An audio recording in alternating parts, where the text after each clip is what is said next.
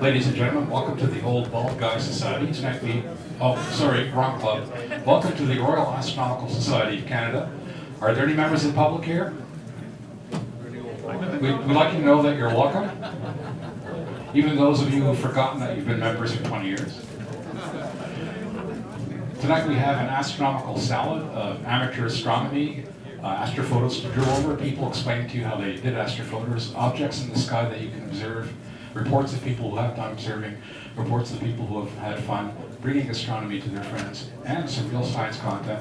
Plus we'll have a musical dessert at the end. But first, this is the International Year of Astronomy, which gives us the excuse to talk to real ordinary people about our geeky hobby. And to tell you about what this club can do with astronomy outreach is Mike Bogdahan. Okay. Well, hi everyone.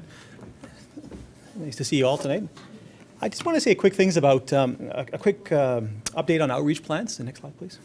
But before I do that, I want to talk a little bit about the Cafe Scientific event that was held on January the 27th.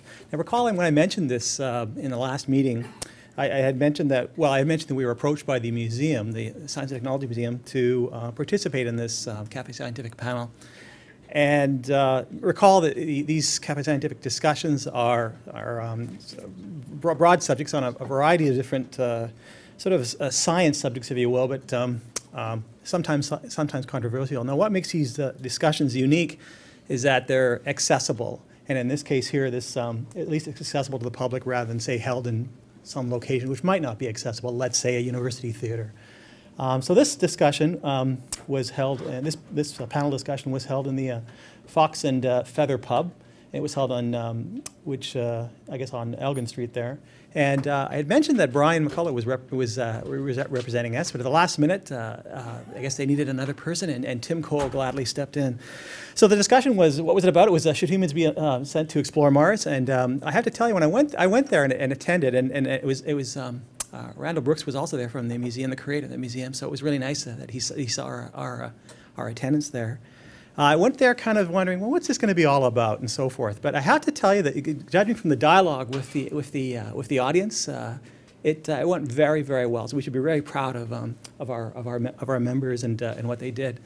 As you can imagine, with these kinds of discussions, should humans be sent to explore Mars? One of the questions that invariably pops up is, is it worth it? All right, is there a return for these, the billions and billions of dollars of investment that goes toward sending someone to, or someone's to Mars? And some of the comments that really I remember, and Tim, I didn't see you, but I imagine I'm sure you're here, was Tim came back when that question popped up and said, well, let's consider some parallel here, an analogy. And what he brought up was, he said, well, look at how much, money and time and effort and energy we put in towards organizing the Olympics. Huge investment in infrastructure, huge investment in athletes, lots of people flying in with a lot, an impact on the environment with that. Now there's clearly some return for that. But at what cost? So I'm not going to answer that yes or no, but it certainly was thought-provoking. And I remember when Tim brought it up, it sort of stopped the audience cold there. Brian was pretty passionate. Brian is, as you can see on the bottom left there, he's the fellow behind the refreshment fitting right in the pub there, and he was pretty passionate about and eloquent with his talk. So all in all, it went very well. And you know what? I hope we get an opportunity to do this again with the museum because it was surprisingly a real success. Next, please. Okay, so what's on the radar? A number of events. I just wanted to keep, I'll go through it quickly because some of these things we talked about before. The TAFL Music Astronomy Concert, I mentioned this a couple of times now, and finally it's now coming together. It is planned for Friday, March the 6th, and I don't know, Attila, have you talked about the changes in the meeting? Okay, I'll talk later. So what's this all about? Well, TAFL Music is a Baroque orchestral group, and I'm not the one to explain what that's all about. But the nice thing is they've been receiving a lot of, as you may have seen in my emails I sent, a lot of rave reviews. It's a very popular group. and their concert, their program is well designed with mixing astronomy images with a blend of music that fits really well together very nicely. So what am I planning for this event? What I'm planning is a minimum, there'll be an indoor display. All right, so there's a giant. This is going to be held in Dominion Chalmers United Church on O'Connor and on O'Connor Street, and there's a giant room right after the event. There's going to be people are going to leave the auditorium and go into this giant room where we'll have our display set up, hopefully with telescopes, hopefully with some nice photos and so forth, and perhaps some laptops. Weather permitting, the moon will be high in the sky, much like tonight. Waxing gibbous, I think, is 10 days old. Will be then, and we might be able to, if the skies are clear, we might be able to have a few telescopes at one corner of the parking lot set up. So it should be pretty exciting, and it's an opportunity. I call this a crossover event. It's an opportunity to sort of reach out to a group that may not be exposed to regularly on astronomy. So let me move on a little bit faster here. 100 Hours of Astronomy, another IYA big event here. It spans several days here. We'll likely get in some Galileo events here, and by that I mean opportunities for people to look at the stars and so forth, perhaps for the first time. The design of that is still something that I'm working on. And International Astronomy Day, it's a regular event. The museum has something we're looking at exploring something as well, either with them or outside of the museum as well. The Galileo Lecture event, this is something where we may recall that we put in an application I mentioned in the last month, and we were successful with that. I was originally planning on having this event in April, but it looks like our speaker won't be available till June, so I'll talk more about that later on. But it's going to be an event that really will appeal to many different groups, families, a multi-event. Many things will happen at this event, perhaps art contests, many different speakers, and I'm hoping to make it and I'm hoping to promote it very heavily. The Apollo 11th moon landing, the 40th anniversary. Brian McCullough has already talked about outside of this meeting about perhaps having a retrospective on the landing and what it has meant to us. We'll likely wrap something around that, stargazing or some sort of with some sort of promotion. The regular stuff, star parties throughout the year, and something new that came up in an outreach meeting that we had a couple of weeks ago is something new or something old, depending on I guess how long you've been with this group, the center here. Solar observing. All right, we need to really get that back get it going in a big way. Obviously, because you don't have to worry about light pollution. Obviously, because it's a daytime event and you can make it more accessible to families and so forth.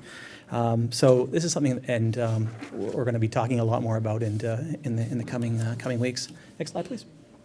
Okay, so opportunities, where you can get involved. I sent out an email to everyone here last night, I believe, about if you'd like, get involved with the discussion, okay? There's a Yahoo group that was set up just to, if you want to follow, or if you want to influence, or if you want to volunteer in some events, or if you don't want to do anything, but just want to sort of hear what it's all about, join the Yahoo email group, and but it's an opportunity to sort of get involved with as I said in my email, the design of some events.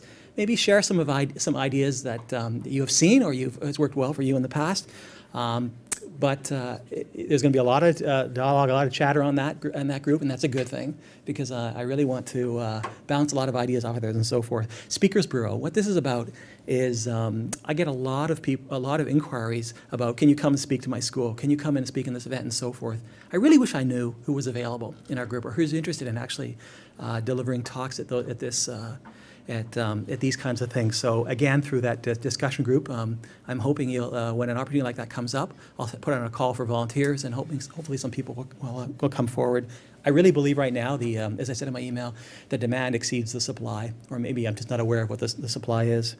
And some other things that we talked about at an outreach planning meeting, some of that stuff that was done some time ago, we'd maybe like to sort of resurrect it, particularly in this special year, having shopping mall events. Just making people aware of our outreach of IYA, but also make them aware of the star parties that we'll have. So sort of get their names, put them onto some sort of email distribution list, so that we can, if they are interested, announce to them what events are coming up, so that they can attend them and so forth.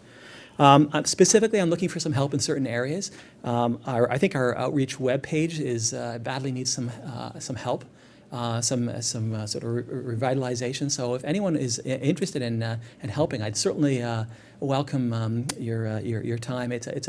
Richard has set up a wiki tool, so it's a pretty easy to learn, and you don't need any special software on your computer. But I could sure use some help. The other thing is that our display that we use really needs to be revitalized. I'd like to get some fresh photos and so forth. If anyone would like to come and sort of help take that on, I'd appreciate it. So come speak to me or send me an email, and we'll go from there. So as before, want to know more about what's happening in IYA? This is the site, French, English. This is the place where it all happens. You can in Canada at least. So that's a place to stay plugged in. Okay, thanks very much. Please welcome Tim Cole to talk about what you can see in the sky right now. Here. Oh, thank you. Can you speak like Pierre? May we? I can speak like Pierre, but only 2 words. He's bald like Pierre. I'll just bend over a bit. You can sort of make it be Pierre-like. Yeah, what can you see in the sky? There's the moon. Okay, we're done. Yep. You can't see the moon from here. Oh, don't tempt me. Woohoo. Yeah, we have more phases than you had in mind. I can give you a half moon or never mind. Let's not go there. Yeah, okay. Yeah, we've got a nice little comet available, which naturally isn't naked eye. And of course, it looks nothing like this. This is just Starry Nights. Ooh, let's make a tail. Which just fell off, by the way. So anyway, it's not a super easy thing to find because it's going to be fairly low in the sky. Right at the moment, though, tonight, for the next little while, it happens to be fairly near Zubin El Janubi. And yeah, you have to practice with that one. It's the westmost star in Libra. Pretty easy to find. There's our little comet, and there's our little sneak preview of it. And if you think it looks like this, then come and see me afterwards, and I'll sell you a bridge. What can I tell you? This is just simulated. And after I did this simulation, I discovered, well, anyway, it's even worse than I expected. But basically, this is how Starry Night estimated it would be like over the month. So basically, we squat down to practically nothing, and then the tail switches sides, but the tail's already fallen off. So anyway, here we have a nice little shot of it, that nice, pretty little cyanogen. So do hold your breath when you're going in there. Otherwise, you will be dead. Here we have the tail being ripped asunder, the nice little tail separation event. I'm not even going to touch that one. Now, Saturn's back, but with lots of fun. The rings are at an angle, so it can be a great challenge to see. And we have the usual retinue. Yes, in a sensible hour. That's a good point. Give it a little chance, it will be.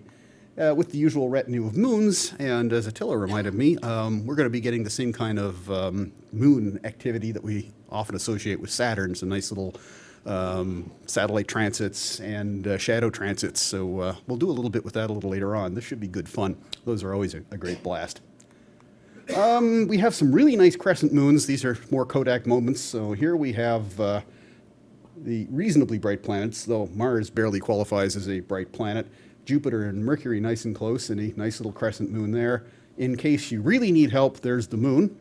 And if you actually need that, then you may need this as well, just in case. But, I want to make sure this is accessible to everybody. And then a little while later, we have a really nice pairing. This is a really beautiful binocular pairing. There'd actually be a crescent moon behind the building, but I didn't put the building sign up. I figured I'd insult you only once. See? And Mars is really there, but if you can see it, yeah, well. And this one's the real, I'll do this American style, piece de resistance. Caught that on a TV show a couple nights ago. It just howled my head off at it. Anyway, these are always really great fun. The last little while, we've had Venus down near the lit part, and here we have it near the Earth lit part. So I'm really hoping for this. However, I strongly suspect at the time this will be in front of this, and it won't be an issue. And there you have it, folks. That's what you would be able to see if it weren't cloudy. Thank you very much, Tim. Right, last month, Pierre Martin talked about the meteor observing he's been doing, and he wanted to talk for hours and hours, so I made him cut into 2 pieces. This is part 2. He's going to talk about what meteor observing you can do now. Okay, well, good evening. Yes, indeed, last month I spoke about what I've been up to in the past few years, and I showed a number of the pictures that I took of the various meteor showers, among other things. One of them that I showed was this one here, and I did miss mentioning that this was actually a co-effort between Michael Vassar and I. So just wanted to clarify that, so there you have it. So the question that comes up now is, will this be a good year for meteor showers? Now, the resounding answer to that is a big absolutely. So notice I'm using some nice bold fonts because I'm trying to get you all excited about meteor showers because I am excited. And so now we're going to see just why there's oh, what? Yeah, okay. So let's see why this is going to be a great year for meteor showers. Okay, what is this? Okay, who put that in? Seriously, Attila, if it. Let's go back. Was that your slide? Yeah, Okay. I just meant that up. I thought it was it. No, seriously, if this happens, you know what to do. No. Okay, so there's the summary of meteor showers this year. So what I have listed here are the major ones, really the big ones for the year. And now pay attention to the last column right here, and you'll notice that the only showers that are badly affected by the moon are the Eddoquarids and the Perseids. So this is indeed an excellent year. Although the Perseids, for the Perseids, even with the moonlight, watch out, there could be something going on. I'll give you more details on that in a bit. And also, I'm sure your eye is looking at the ZHR here. That refers to the zenith hourly rate, the number of meteors that we could see under ideal circumstances, under a really dark sky. I'm sure your eyes are catching the Leonids here, which are predicted to have an outburst this year. They could reach up to several hundreds of meteors an hour. Unfortunately, that outburst strongly favors observers in Asia, so it's unlikely we're going to see it here, since it's going to be a very quick outburst. However, it is a new moon for the Leonids, so even though I haven't highlighted one of those showers as being very promising, it would certainly be worthwhile seeing in case something unexpected does happen, because we really never know for sure. So although I have the major ones listed here, there are actually a lot of other activity that happens constantly in the night skies. There are literally dozens of minor showers and probably hundreds, if not thousands, of very low-level showers that are either periodic or nearly non-existent. But all this extra activity basically combines to create a background of about 5 to 15 meteors an hour that we can see on any given clear, dark nights. So it does pay to keep an eye on the sky away from the major shower activity. And as a matter of fact, what I find about meteor observing that makes it so exciting is that we just never know when one of these very minor showers that we don't know or barely know about might actually spring to life and produce something interesting. And as a matter of fact, it did happen as recently as last mid-September when a relatively unknown shower called the Delta Aurigids suddenly sprung to life and produced several bright meteors during the night. But because nobody knew about it, there was very little observers actually covering it. And I think there was maybe only 2 reports out of the entire North America. So it does pay to keep the eye on the skies away from the big ones. Now, of course, for my talk, I'm going to focus on the ones that are highlighted, because I think, or I feel that those are the ones that are the most promising for us this year, at least for Eastern Ontario. And as well, this being the International Year of Astronomy 2009, this is a great opportunity to, when people ask you if there's something cool happening in the night skies, tell them about meteor showers, tell them about this stuff going on, and how it can be really spectacular to see a good meteor shower. So this is a great opportunity. So I'm going to switch to the Quadrantids, our first shower of 2009. Naturally, this has already passed, so I'm going to tell you how this went, because I was lucky enough to have a good view of the Quadrantids this year. I took a chance. I drove about an hour east of the city and had basically a sucker hole in between the clouds. But it was right at the peak of the shower, 2 hours before dawn. And I had a really terrific view. It's just great. Certainly the best quadranted return I had ever seen, with rates that visual rates that were over 100 an hour. Very much on par with the Perseids and the Geminids, or at least the best that these showers produced. There was a lot of bright ones, even some clustering, and even a couple of simultaneous meteors, just really, really nice. And even while the sky was brightening up, before the sun came up, I could barely see any stars, but once in a while I'd look up as I was packing my cameras and my scope. I could see once in a while a meteor scooting by into the blue sky, so it was easy to tell that there was some strong activity going on. So this is a photocomposite that resulted with my Canon 30D. It's basically a selection of the best frames that I stacked together to create this image. So I was really quite pleased to capture so many in less than 2 hours time. And this here is the profile of the quadrantids from the International Meteor Organization. It's based on a collection of several hundreds of observing periods from around the world. And as you can see, the quadrantids were indeed excellent. Normally, the past few years, they've been around 80 an hour or so, and so the rates were really, really good. Now we're going to fast forward to the Perseids and give you a preview of what we might expect to see for that, since it's really the most popular meteor shower that everybody loves to try and see. Now the question is, will this be a good year for the Perseids? Well, let's have a look and find out. There's some good and bad news. The bad news being that the moon will be unavoidable, as I mentioned earlier in my summary. But there is some good news into this, and that is that it could be a very interesting year and potentially spectacular. What happens is the Perseids are dominated by the influence of planetary perturbations, which basically what happens is Jupiter and Saturn exercise a push and pull tug on the Perseid meteoroids.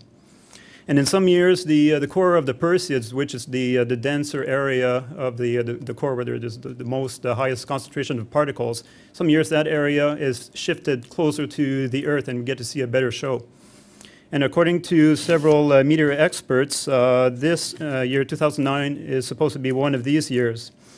And I quote from one of them, Russian meteor expert Mikhail Maslov. He has this to say: "Another increase of background activity will happen in 2009. It will be a strong one. Activity can surpass level of 200 meters on the ZHR scale." And as I mentioned earlier, the ZHR scale refers to the theoretical hourly rate that a single person could see, assuming you have a nice dark country sky, and assuming that the radiant would be located up at the zenith. Of course, it's not going to be the case this year for the Perseids, just because the moon is going to be in the way and will seriously hamper the rates. So it's probably unlikely that we can see that many meteors. But nonetheless, it looks interesting. Now, another thing to do to hint us at what might be coming this year for the Perseids is to actually look at the previous shower, look at what happened last year, and can we learn from those results. So here, once again, is the IMO shower profile for the Perseids of 2008, a collection of several hundreds of observations worldwide.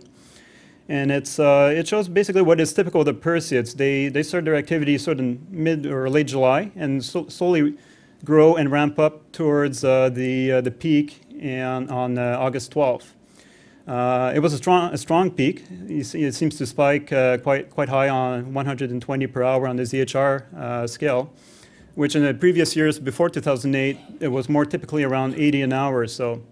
But let's just have a look into the peak to find out if we can get some more detail. So we're going to zoom in and basically cover the days between August 10 and 14. And here's where it gets interesting. You see this first bump right here. This refers to the traditional annual maximum of the Perseids, which is typically around 80 an hour. And just as the activity was starting to descend right here, several hours later, lucky observers in Europe witnessed a new sharp peak that shot right up to 120 per hour, which shows very, very well on this chart. This was unexpected. And what makes this exciting is that this new peak, should it occur once again at the same solar longitude, but in 2009, this peak would actually fall on the morning of August 13 at 4 o'clock in the morning, Eastern time. So obviously this does make it interesting for us. So to recap on the Perseids, there could be multiple peaks this year. The traditional one, the first bump that you see on the chart, is predicted to happen midday, but it's very broad. There are predictions for a sharp peak on the morning of August 12th. And if history presents itself based on last year, we could get a second sharp peak on the morning of the 13th. Now, a preview on the Orionids. Last meeting, and when I was talking, I spoke about how the Orionids produce abnormal activity in the past couple of years, where they really stunned observers with several dozens of meteors per hour and a good share of fireballs, which is certainly unusual for this shower. So can we expect more surprises with the Orionids? Well, October is notorious for having bad weather. Fortunately, the Orionids is a very broad shower, and we can see very good activity, almost close to the maximum rates, even as far as a few days after the nominal peak, which is October 21st. So what is the scoop for 2009? Well, it would seem that the enhanced rates are again predicted, maybe not quite as a high level as last year, and perhaps the meteors won't be quite as bright, for the reason being that the fireballs of 06 and 07 were apparently seen for a different reason, as the Earth encountered a clump of larger particles in space. The good news, of course, with the Orionids is that the moon will be totally out of the way, so there won't be any problems, unlike the Perseids. Now, a quick preview into the Geminids right at the end of the year. With a quick word on this, and without any hesitation, I can say that it's going to be an excellent prospect to see the shower. The Geminids are the most reliable and prolific meteor shower currently observable, and for a lot of observers, it's the favorite one too. The peak will be centered at midnight. It will be new moon, so this is really as good as it gets. And if you ever dreamed of seeing over 1,000 meteors in just one night, this is going to be your shot at it.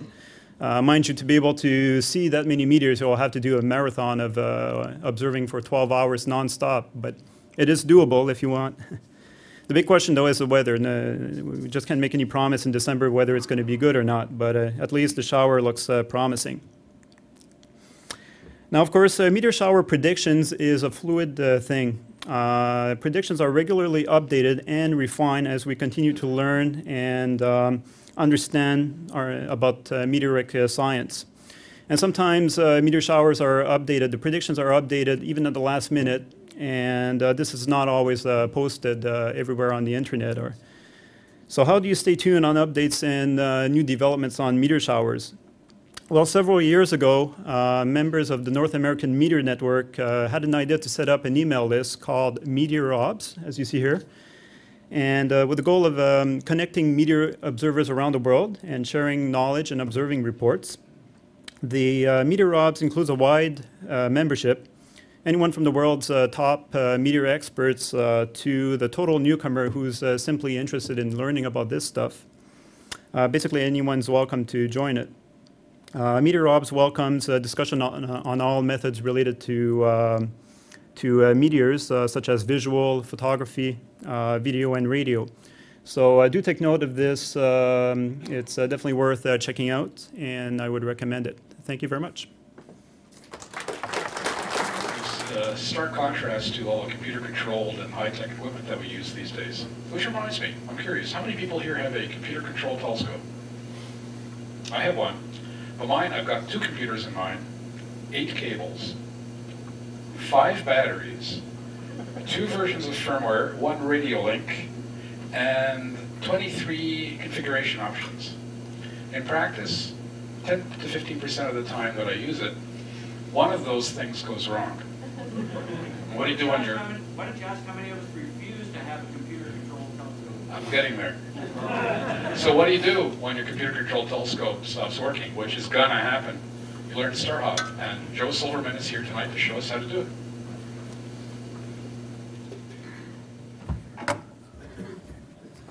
Oh, thank you very much, Attila. Well, this first chart, the idea is there's a lot of charts you could buy on the net, you could download from the net for free. And here's Use the mic. okay. So it looks like I have to use. Okay, there's a lot of charts you could download from the net, and this is from Cloudy Nights. So you could just download it and put it in a presentation folder. This is a MAG 7 1/4 chart, and the one opposite it is the Cambridge one, also MAG 7 1/4.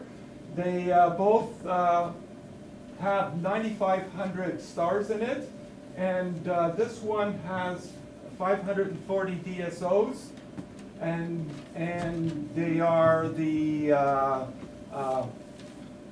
Messier ones, the RASC, and the Herschel 400. So instead of buying one, you could save your money and just download it and put it in a presentation folder. Could you, next one? You could also do it with the Sky Atlas 2000. This is Toshima Taki. You could download his charts, and they're just about identical.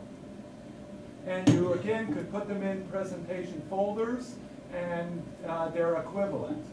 There's 146 of these charts, whereas if you use Sky Atlas 2000, there's 26. But the advantage of these charts is that you could take them to the eyepiece, and you could write on them before, and you could turn them around, and if you're using a dog, you could just star hop with them. And a lot of times, even with an 8-inch scope, you will need an 8.5 mag star chart. The next slide, please. Now the idea here is if you put them into a presentation sleeve, this I bought at a dollar store. You could get 10 of them in a booklet. What would happen, it could reflect the light. Whereas if you buy the presentation folders and put the star charts in it, and from I bought those at Walmart, they're opaque and they don't reflect the light, and this could sometimes affect your night vision. And next slide, please. You could also download from the web a planisphere. Next one, and next one after that. And also, this is, you could also do these Telrad charts. Now, here's where I start the star hopping. Usually when you start star hopping, and you're just beginning, you go after bright objects that are near bright stars, and these Telrad charts are a really great way to start. And if you were going to start the star hop, the idea of a bright DSO is something that would show up easily in a finder scope. So if you go to M51 here, you just would find these two bright stars, and then just go perpendicular down 3 degrees, and you'd be able to get pretty close to that. To M51, it would show up quite easily in a finder scope. If you were looking for M63, you just put the Telrad there, juice it up a bit, and you would get easily to M63. M94, if you just go perpendicular up here about that same distance, it would show up in a finder scope very easily. Now, if you would try to do that with M101, you may have a problem with it because it's very dim, and we'll get back to that later. I've also tried to star hop using the Telrad to get down to M102. Sometimes I'm successful, sometimes I'm not. This is a dim galaxy. It's a MAG 10 galaxy. Surface brightness, it makes it a MAG 13. So sometimes it doesn't show up. So I wouldn't be consistent using the Telrad to get here, so I would go for a chart, more detailed star chart. The idea here is the other objects that I did were bright. And if they're bright, it's quite easy to go up. Now M40, although you could easily go up, the idea here is you wouldn't be sure you got it. It's a double. And if you go up there, yeah, you could go up a little over a degree, and you'll see wads of stars. This is just showing you mag 5.5 stars. When you look in a finder scope, you could see up to mag 11. So it would be quite confusing, and you wouldn't know which of the doubles, if there are others, you see. So what you would need is a more detailed star chart to go there. And sometimes even when you want to go to Draco and just find a star, you may have difficulty. And the way I do it is I just go perpendicular up here to get to the star, and then I know I'm at the right star with Draco to try to star hop. Because one of the big advantages of these Telrad charts is they show you a wide area of the sky, and so you could easily orient yourself to it. Next. Don't wave your arms around with the mic, Joe. It's quite terrifying. Okay. Okay, now, where would you get all this stuff? The way you get this stuff is you could just Google Washington Jefferson University Planisphere. If you just Google 7 mag charts, you'll get to it. 8.5 mag charts to get to the TACI charts and the Telrad charts. If you do that with small, you will get to them. When I use the 12.5-inch Dob, it's why a finder scope? Because a lot of people I know that observe without a finder scope at all. They just have a wide-angle eyepiece. So on my 12.5-inch Dob, it would go to mag 14.9, and the field of view would be 1.3. I use as a finder scope a refractor. Well, here I have a much wider field of view, 9 times the area, and fewer stars that would create noise. Because I'm looking at 7.5 or 8.5 mag charts, and those charts would only, if I look through my finder scope, I'd be looking up to 11 mag stars, and it could just be noise, and it could get in the way of me finding the DSO. But the big advantage of using an eyepiece is you may see the dim DSO, whereas here it may not show up. So I actually believe in a finder scope and a wide-angle eyepiece, and I'll initially, after I use the Telrad, I'll go to the my eyepiece, and if I don't see it, I'll quickly go to my finder scope, and usually it's there, and then I move on to my eyepiece. Next slide, please. Okay, and here's another thing. Initially, when I showed you examples of looking for bright DSOs next to bright stars. Here's a bright DSO M3 that is quite a distance from a bright star, yet I can easily get to it because I just use the star in Canis Venensi and Booth, and it's about 40%. And when I'm sweeping with a finder scope, I get this within a minute. Now, if I was doing it with a wide-angle eyepiece, it could be a lot more difficult. A lot of times I would try to find the stars there and use that to go down to make sure I'm in the right place. But usually if I use my finder scope, I get there very quickly. Next chart, please.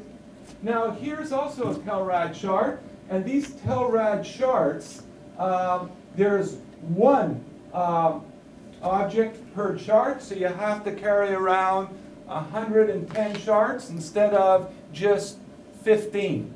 Also, you don't see as much of the sky, so it could be more difficult to orient yourself and find this. This is Auriga, this is the west side of Gemini, but it's still pretty good, but I think the small Telrad charts are better, where there are only 15 of them, and you got a wider area of the sky to sort of get the sense of it. Next one, please. Now here's the charts that you could download, and you can see how much busier these charts are than the Telrad chart, because it goes up to mag 7.25. So again, if I wanted to go to M51, I would just go down here. If I wanted to go to M63, it would just be up here. And then I got M94, M63 up here. And so, in a way, the Telrad charts are a bit more convenient to do that with. Here, if you wanted to go to M3, you just look at this, 40% of that distance, and you usually get there to M3, 40% of the distance, M3. And again, if you have difficulty, you could look for these Mag 5 and 6 stars and find out approximately where it is. Now, I inadvertently pointed to this globular cluster, which is a Mag 9 cluster, and it'd be very hard to use a bright star to star hop to this. It's dim, and it's not near something. So here's where you do need these Mag 7 charts, because you can look at star patterns that will help you get here. So in order to get to this, what I do is I go after these stars, these two stars, 45-degree angle gets me to these three, and that points to that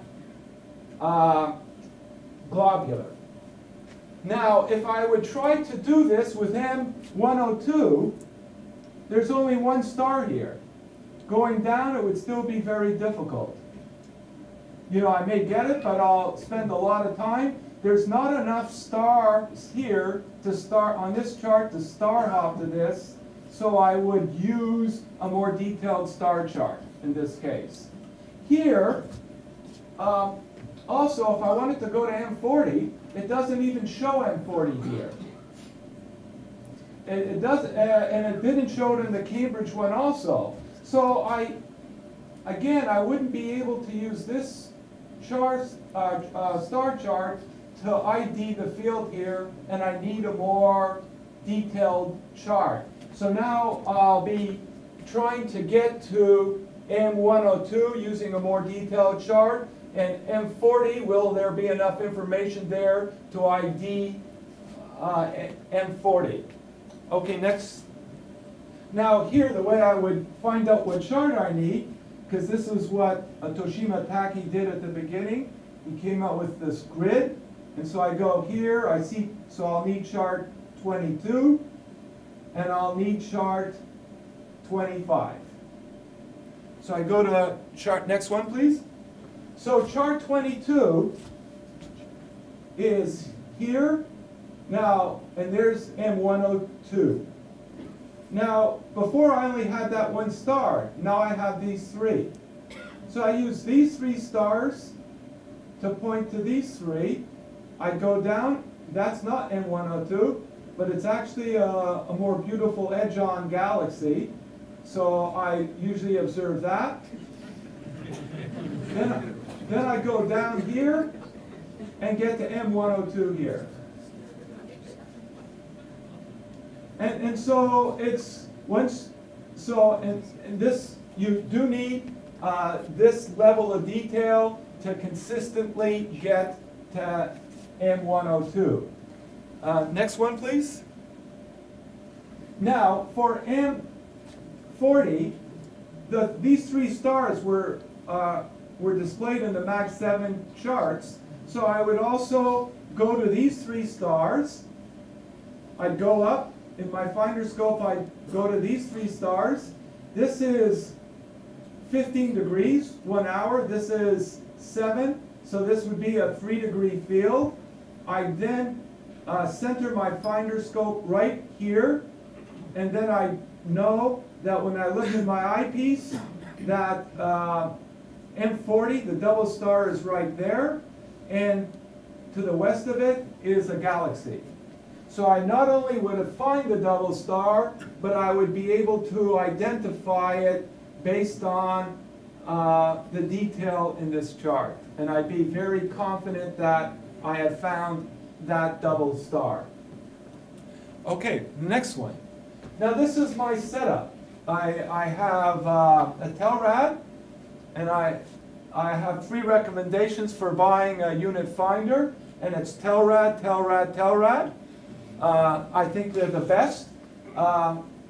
They're heavy, but so what? You add weight. They take up a lot of space. So what? What were you going to do with the space there anyhow? They're ugly, but you observe in the dark, so it doesn't make a difference. But what makes them so great is that reticle. You can make it as dim as your eye could handle. And the idea of having circles that are 1 degree, 2 degrees, and 4 degrees in diameter, I find it very easy to star hop accurately about 6 degrees out. I only have difficulty with M102 for some reason or other. Do you have a pulsar on it? Yes, and you could buy a pulsar. I do. You could add a pulsar to it, so you could make it dim, and you could have it pulse on and off. Now, I actually, although I have this, I find I never really need to use this fine-tuned focusing because I collimate, so everything just snaps into focus. Next, and if now It's this for is sale. You're going to sell your feather touch. now the idea here is a lot of times the first time I went observing, I went with a telescope, not this one. I started with a Schmidt, and no star chart. The idea is if you go out, how are you going to find things you can't see?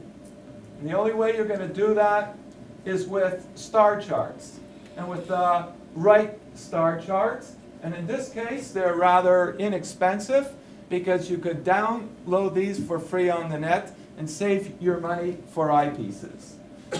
Next one, please.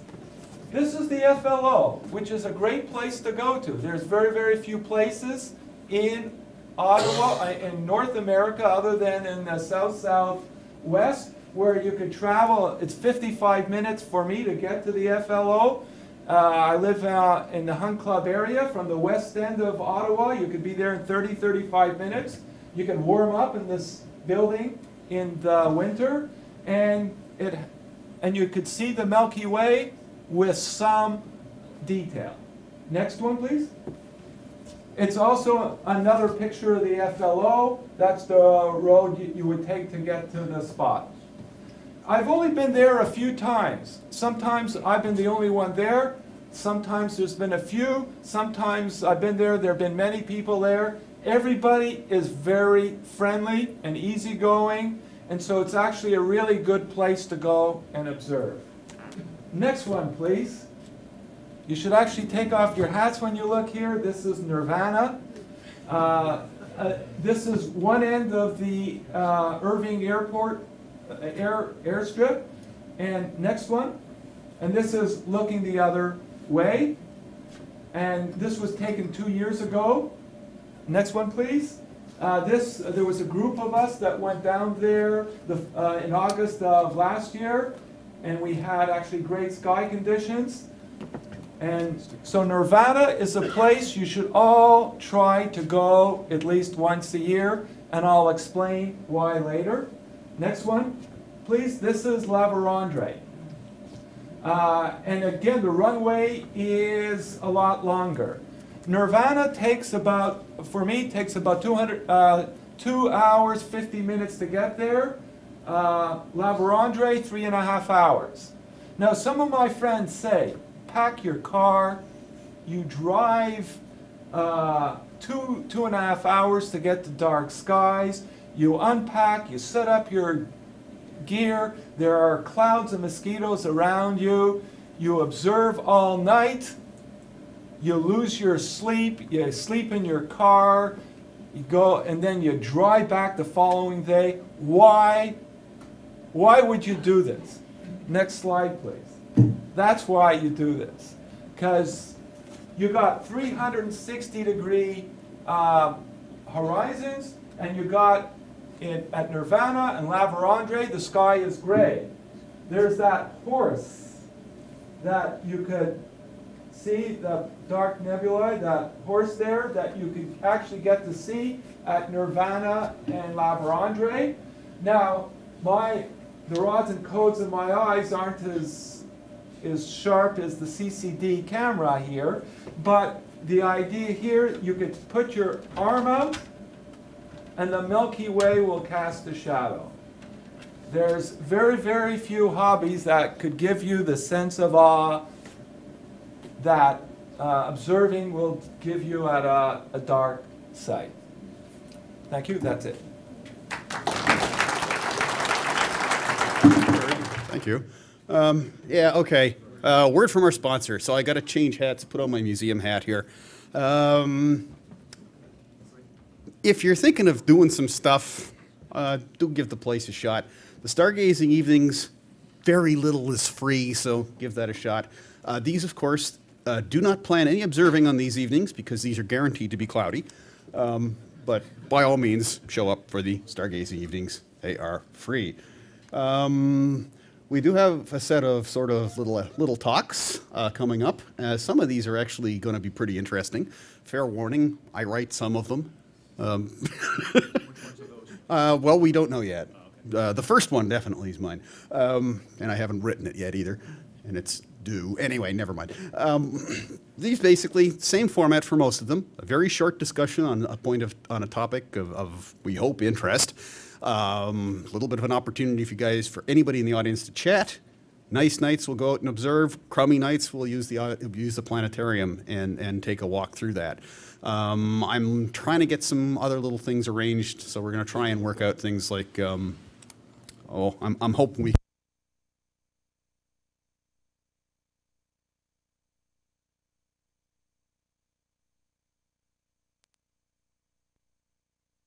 the other thing I wanted to give you a very brief thought is any of you folks who actually have access to classes that you need to look after, give a thought to the paid evenings. You can basically rent an educator for your brownie group, scout group, guide group. So if you really need somebody to do a little chat and you're willing to make a field trip of it, give the museum a shout. You'll get me or Brian or Paul or Rob or Pam and basically you'll get our charming selves for an hour and a half. Cheap. Anyway, let's pick up brochure.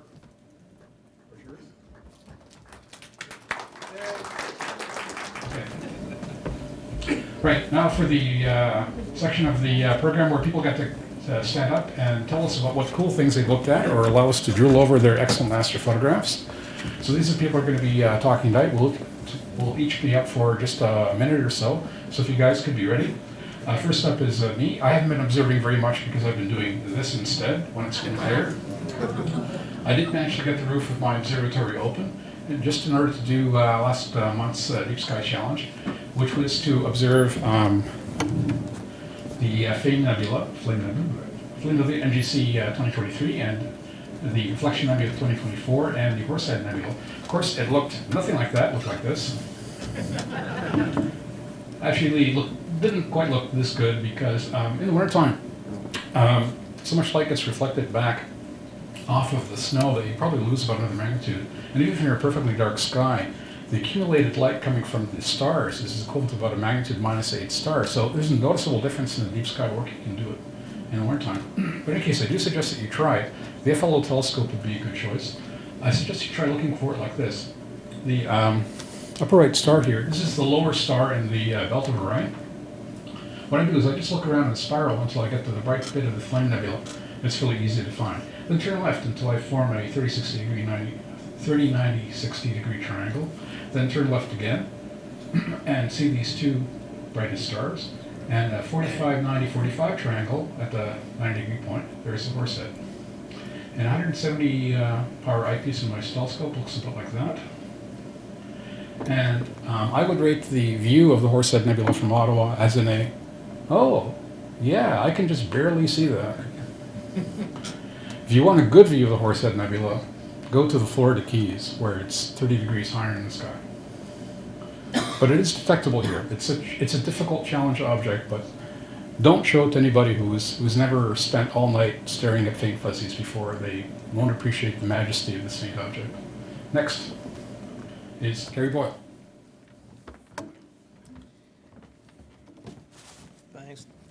Thanks, Attila. Just 3 shots over here.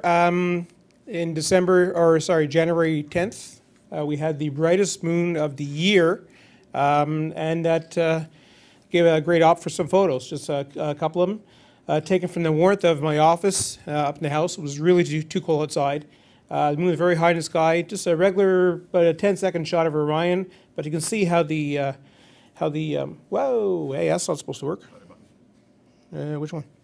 Okay. There are only two. Oh, okay. Well, We okay. actually trained our presenters on how to use this remote. I sent them emails with photographs, and it's a reference copy right there. I didn't get the memo. I didn't get. I didn't, So that's the good button. These are the two idiot buttons. Don't hit those. Thank you, sir.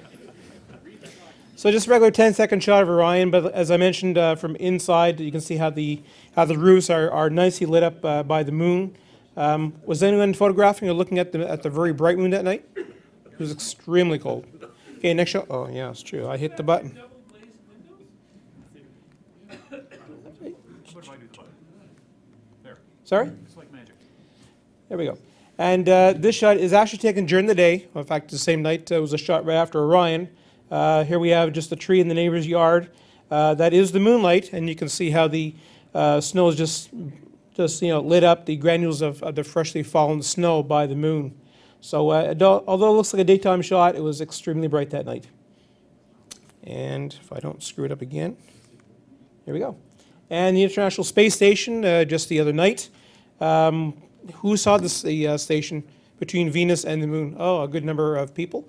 The space station there, Gary, it's nice that you got a sporadic meteor in the picture too. Yeah, right on. That's right. Yeah, that was the station up on the top left.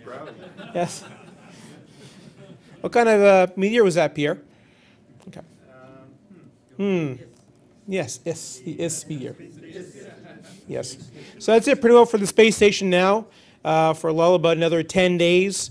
The 15th of the month will be morning apparitions, so 4, 5, 6 o'clock in the morning for about 2 weeks, and then later we go back to nighttime skies.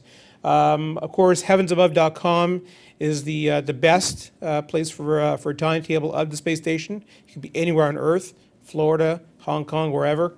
But there's a link from my site, wondersofastronomy.com, which I haven't been broadcasting because it's either been too cloudy or too windy to open up. So hopefully I'll be able to be broadcasting pretty soon. And that's all, folks. Thank you. Thank you, Gary. Next is, I don't get a trinket? that was a Brian thing. I don't get a trinket. You get congratulations and applause. Okay, thank you. Sorry, guys, I don't do trinkets. Next is Brian Berg.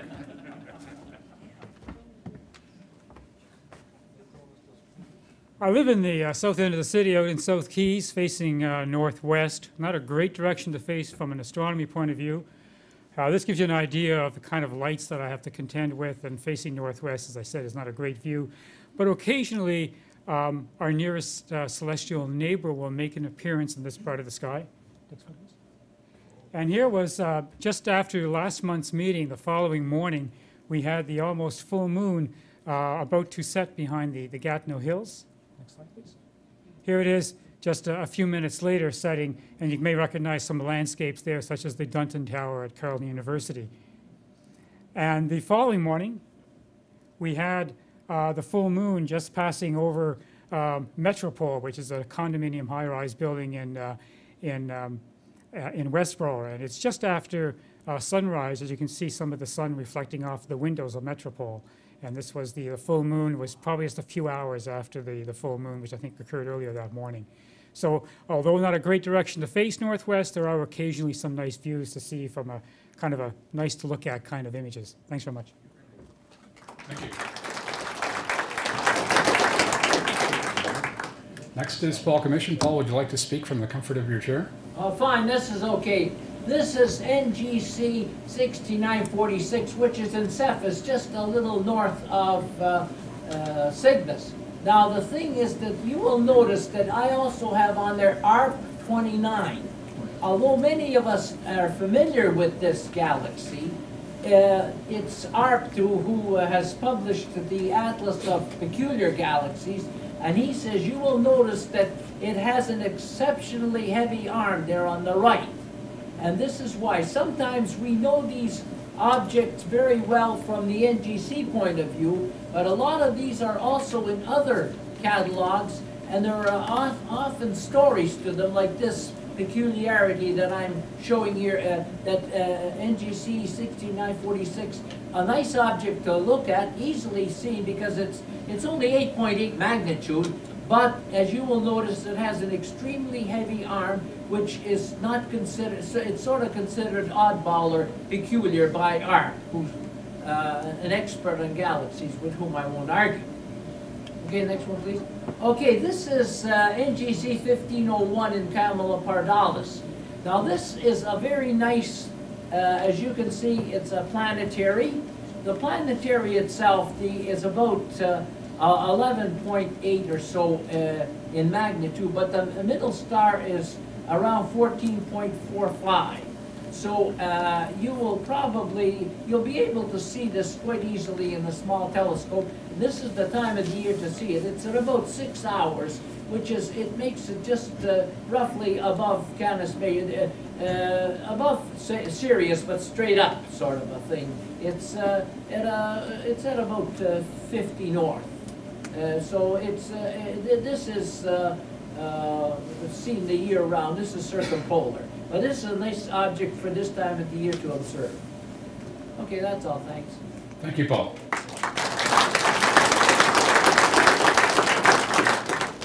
Next is Paul Flanagan. Actually, I've got one here. Okay. Just a few shots to share with you there. First one, good choice there. This is echoing Attila's concerns with computers. This is Comet Lulin. I shot this 3 days ago at about 5:30 in the morning on Tuesday. I was planning a much longer duration shot to try to catch the tail and the anti-tail that is visible, but they were quite faint. But I had a Bokeh computer and a Bokeh drive on my telescope, and so I was limited to shorter duration shots. But still a really nice object, even through small telescopes. You can see the green color of the coma quite nicely. Also at -20, things just don't work too well, so what can we do? Okay, next. Shot of Andromeda.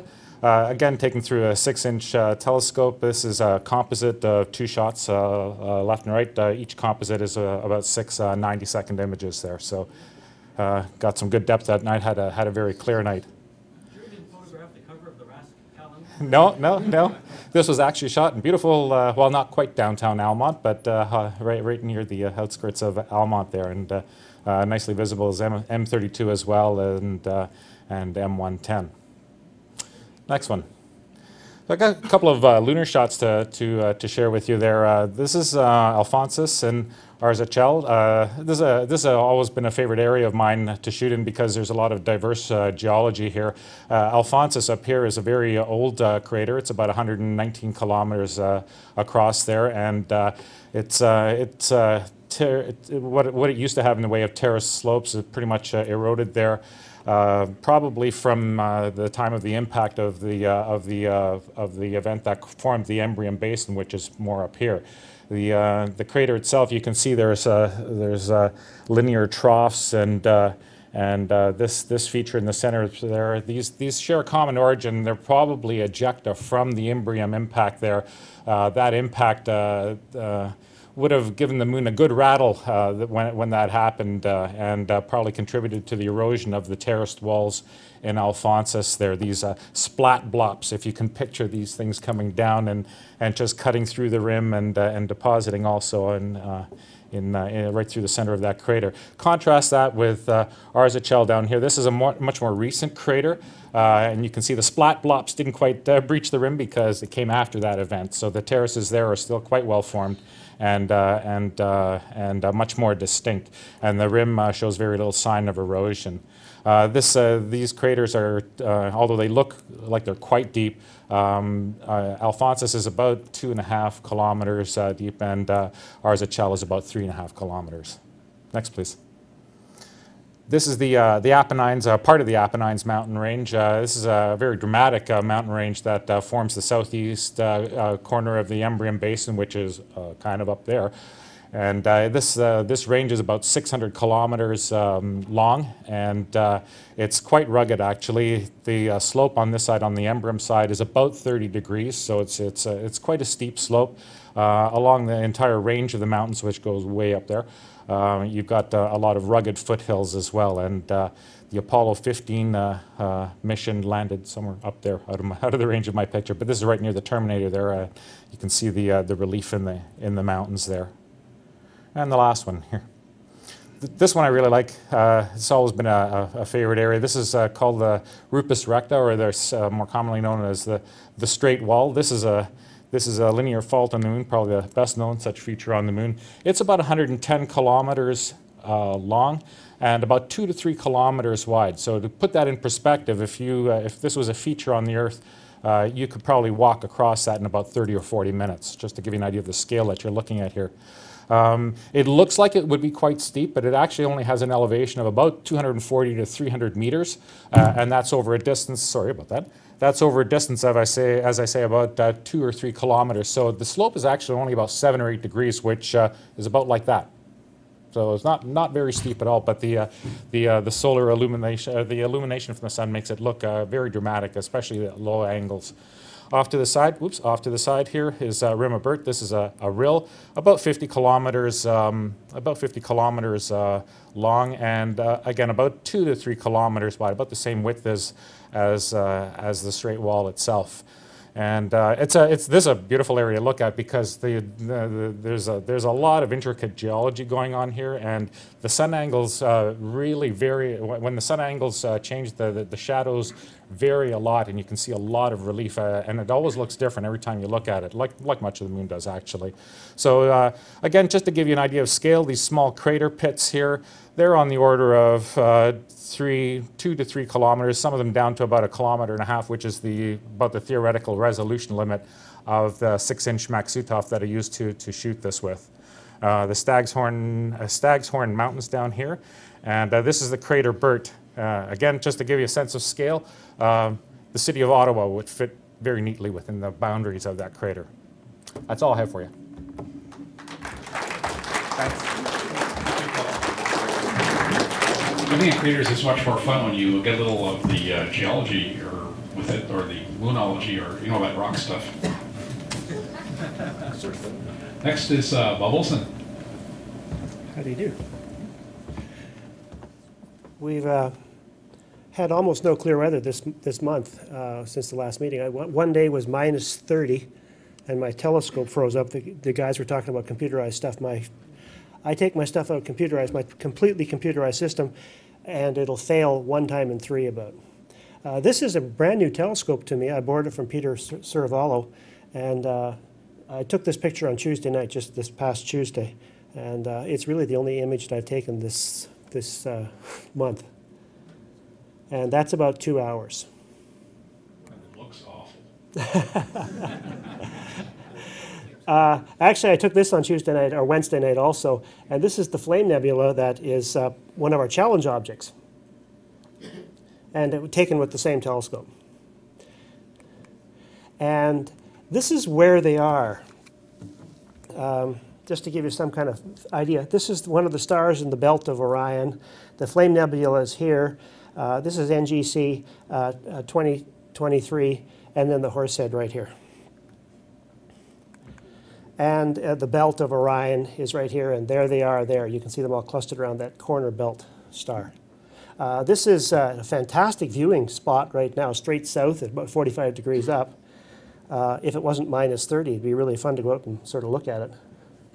This is the fabulous Orion Nebula, probably the best sight in the sky just for amateurs to see. Now, talking about those challenge objects, I've only actually seen them visually once in my life. Visually is not even the right word. This is a I-cubed eyepiece, and it's basically a what do you call it? Image intensifiers. There's night vision equipment, and it costs $3,000 right now. And it looks just like an eyepiece. And an old guy down in the Florida Keys showed me this area with this equipment, and I've kind of simulated. This is not actually, this are my pictures, but this is not with the image intensifier, but this is what they look like. They're really grainy and they're green. We took the telescope, it was just a daub, and just like Attila says, I sort of went around this area, and this is the Horsehead, what it looked like to me as I recall. And this is what 2023 looked like to me. And this one here was, the flame was fabulous in this eyepiece. It was fantastic. I really enjoyed, best view I've ever had. Okay, thank you. Thank you very much. All right, so now we're going to do the Deep Sky Challenge. Does anybody recognize this object? Excuse me? Oh, well, sorry. Okay, it's M44. That's not the Deep Sky Challenge. Well, maybe if, say, you're in the city and you're observing naked eye, it's a reasonable challenge. The idea is to look through it. Imagine that the beehive is dirt on your windscreen, and you're looking past it. Look 50 miles past it, and you see 9 galaxies. The trick is to look through the beehive cluster and find the 9 galaxies. The magnitudes vary from magnitude 13.9 to 15.9, so these are within the range of the FOL telescope and easily within the range of CCD cameras. The trick, of course, is to find them in the beehive star field. And I actually attempted this and discovered that at minus 23 degrees centigrade, my go-to computers do not work, and my star hopping brain doesn't work either, so I haven't been able to do this one yet. If you just have binoculars, you may find it challenging simply to count the number of stars in the beehive. It is a large, spread-out cluster. Okay, next is the Lunar Challenge by Brian McCullough. Okay, I've got it here, thanks. All right, thank you. Last month I was talking about the area of the crater Proclus. This is in the eastern border of the moon. All right, the Sea of Chryses, the Mare Crisium here. This is the Sea of Tranquility, and further north is the Sea of Serenity. Now, one thing, I think we had one slide that appeared on the website, the negative of it. Something I wanted to show you was that if you, especially since a lot of people are able to take photographs of the moon, you can also then go into Photoshop or just about any program at all and get the negative of it. So if we go to the next one there, I'll put them up side by side. When you look at the negative, in fact, our eyes are trained to read dark objects on a white background. That's why when we have printed text, it's easiest to read black on white. So a lot of times you see somebody's put up a web page and you see a lot of yellow type on a black background or even white text on a black background. It's almost impossible to read. You do the reverse of it and it's very easy to read. If you were to take an image just a normal image like this, and then create a negative of it, then start to compare the details that you can see from the negative compared to what you can see in the positive. And I think what you're going to find is that you're going to start to, you're using another, it's almost like using another wavelength of light. You're starting to see detail from a different aspect, right? So that's the area, the eastern edge of the moon. All right, we'll go to the next one, please. Anybody know this object? You're supposed to say Jupiter, and that was a great red spot. All right, I've got a flipped image here. I couldn't flip it around in PowerPoint afterwards, so it's flopped east-west. Yeah, that's the crater Plato. Let's go to the next shot, please. Okay, there's the area there. We're up in the northern part of Mare Imbrium, where Paul Cloninger was just showing his moonshots. Whoops, sorry, is down on this side. I've got my image flipped here. Okay, the Apennine Mountains. Okay, so here's the area. When you get especially when you're getting close to a full moon, I mean, there's a lot of light reflecting off there. A lot of light. It's only what, about 7% of the sunlight that's hitting it is reflected back. It's actually got quite a low albedo, but it's a very large target, very close to us. So that's why it appears very bright in the sky. And in fact, we get a lot of teachers or their students asking, well, is it safe to observe the full moon through a telescope? Well, absolutely. It's like looking at a parking lot through your telescope, but it's just a very big parking lot fairly close to us. All right, so let's open this shot up now. Okay, there we are. So here we can see it now. This is, well, this is, again, just showing you my bad photography skills, trying to aim through the eyepiece to get these shots, and that's why I enjoy doing the sketching as well, but I wanted to do a little bit of photography just to show you the flip around. You can see some of the rays coming from the crater Copernicus. Remember, we're flipped east-west here. All right. Okay, now if we go to the negative of this, presents an entirely different picture. Let's go to the side-by-side, and there they are. So it's one more observing tool that you can have in your kit for when you're, and you can do this with, if you're looking at images of Mars, even anything that's got a strong structure detail. And you could even look at cloud bands on Jupiter or Saturn, and you're going to see it in a much different way. And I think you're going to start to pick out some different details. So now you can start to You can see where the ejector rays are coming up here, but they're much better defined when you see the dark image on top of a lighter background. All right. So do I have another one after this? I think that's it. Eh? This is a negative of the sun. A negative of the sun. Very, very good. All right. So the challenge is not so much a challenge other than when you're doing your lunar observation, if you're doing photography, try working a negative of the image.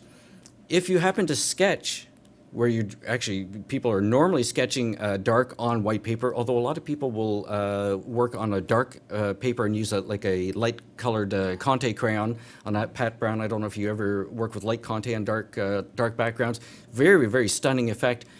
Scan it and look at the reverse of it and see what other details you can pull out of your own image. All right, thank you.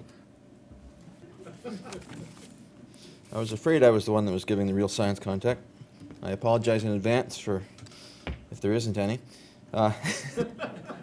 This is actually the second in a series of talks on spectroscopy. I apologize for the delay. The first one was in 2002.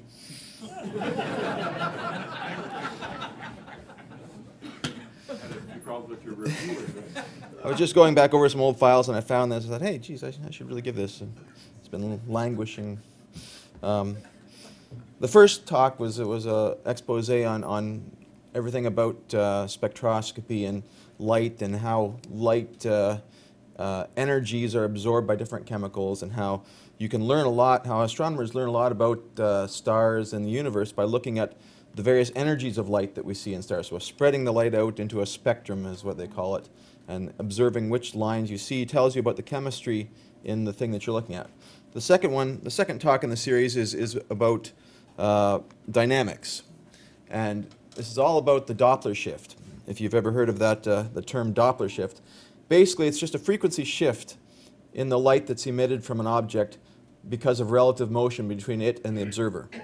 So typically an object will emit certain frequencies of light depending on its chemistry, and it can emit a spectrum of emission lines or a black body spectrum if it's just hot and it doesn't have any particular emission lines. But if it's moving and approaching towards you, what happens is that these rays that are emitted seem to be crunched up, and you get a blue shift. The color of light depends on the frequency of the waves as you observe them. And if it's moving away from you, the light is red shifted. It's a very simple thing. In terms of the concept, you would notice it, say, if you hear a train going by, you get Doppler shift of the sound waves. As a train approaches you, the whistle sounds higher pitched, and as it goes past you, it's lower pitched. That's a Doppler shift in sound. It's very similar in light, except then you have to start thinking about relativity if you want to get all the details right, because in the object's point of view, all the rays are going out in the same speed in each direction. So one thing we can use Doppler shift for is to detect planets, and there's been a raft of planets that have been detected by Doppler shifts. And the way we do this is by looking at a particular emission line in a star's spectrum and measuring this emission line over a long period of time with respect to the same emission line in a laboratory. So say you have a hydrogen alpha line that's being emitted by a star, and you've got a hydrogen cell in your lab, and you can shine them both on the same prism, and you can measure how the star's hydrogen alpha line moves to the red and to the blue over many months, days, months, weeks, years, compared to your laboratory one that's not moving. The Doppler shift of that stellar line tells you how fast the star is moving towards you and away from you. And what's been done here, you can see people are measuring the velocity of a star in kilometers per second relative to a laboratory source over a certain amount of time. And this period is 3.5 days, so it's a relatively close planet. And you can see that the star is moving towards us, and then it turns around and it moves away from us. And they fit these things and derive orbits for the planets, and from the orbit and the mass of the star, they can derive masses of the planets.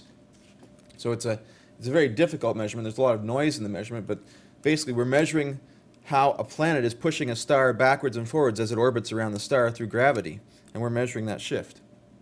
Here's another planet and a star. This is, I'm not going to say that word. That's the star. And you can, yeah, okay. And you can see how the planet is moving the star. And so what you can do is a Fourier analysis of this gives you a period of your star, and you can break it down into, there are probably other periodic components that you can take out of this thing for smaller planets. If there's multiple planets, you can have multiple periods of oscillations going on depending on the ratio. The closest, heaviest planet will have the biggest effect on the star.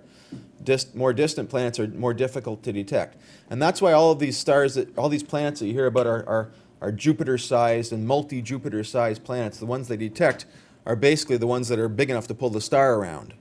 And we've only been doing this for about 10 years now. Really, we've only had the tools to be able to measure these things accurately and take out the motion of the Earth and to the right accuracy, because the Earth is moving relative to the star as it orbits around the sun. You have to subtract that change from your observation, or else you're just measuring our velocity. So there's a lot of corrections that has to be done to get this precise enough to get the data out. And the reason we're not seeing planets that are far away from the stars is because we've only got a 10-year baseline. So anything with an orbit more than 10 years, we're not going to see this way. Until we've got a 100-year baseline, we're not going to see something that goes around the star in 100 years. So through this method, we're just basically seeing close-in planets that are moving relatively quickly. And the field has actually moved on quite a bit since I started this. So these are just the earliest measurements that we have. Another way we can measure velocity is using a filter. This is H-alpha emission line scan with a Fabry-Pro tunable Etalon. We're measuring actually a galaxy here, but this is showing the blue shift and the red shift of the H-alpha emission from all the stars in this galaxy averaged. So what they do is they scan a filter, and at one shift you get these stars showing up, and as you scan it, then these ones show up, then these ones show up, and if you can color code them as a function of their velocity or the function of the shift, what you can see is you can see the rotation of the galaxy. You can measure the rotation of the galaxy by looking at the Doppler shift of the star line emissions. And this is one of the tools that astronomers use to tell how fast galaxies are rotating. And this is one of the reasons they know that there's dark matter in galaxies, because if you add up all the mass that's corresponding to the stars in this galaxy, it's not enough mass to make these velocities that we measure through Newtonian gravity. So we know that there's a lot of dark stuff in here that's causing this thing to rotate at the speeds that we can measure. And this is why astronomers know that there's dark matter halos around most galaxies. Here's some other really neat ones. These are interacting galaxies, and that's probably why the astronomers were measuring these things, so you can see which direction they're moving. We're only measuring, Doppler shift only measures the component of velocity that's directly towards us. The real velocity will be three-dimensional, but you can only measure the component towards you. So we know that this portion of the galaxy is coming towards us, and this one's moving away. But there's also motion in the plane that you can't measure through Doppler shift. Some pretty cool pictures. Here's another one. See, there's not a lot of hard science here. It's just kind of some pretty pictures. Also using Doppler shift, this is how astronomers measure the presence of extremely massive objects in the centers of galaxies, black holes, for example. Here's a very narrow beam measurement in the center of NGC 3351. And this is the flux map of H-alpha in the core. And this is the measurement of velocity, or Doppler shift, of the H-alpha emissions. And this is in kilometers per second again. So you can see that there's something really big here causing these things to move. These H-alpha regions are moving very quickly around the core of this galaxy, so there's likely a massive black hole. Another interesting thing you can do with Doppler shift, and that astronomers have been doing a lot lately, is measuring Doppler shifting of X-ray peaks. And the iron K line at about 6 kiloelectron volts, 6 or 7 kiloelectron volts, is a well-isolated line that you can learn a lot about black holes, massive black holes. These are actual emission spectra, And you would expect from a normal emitter, which isn't moving with respect to you, just have a single peak at around 6 keV. But what happens is that the peak gets broadened and stretched out to the red here. You can actually get Doppler shift from photons escaping from a gravity well as from things that are moving away from you, or redshifting. There's gravitational redshifting, and then there's velocity redshifting.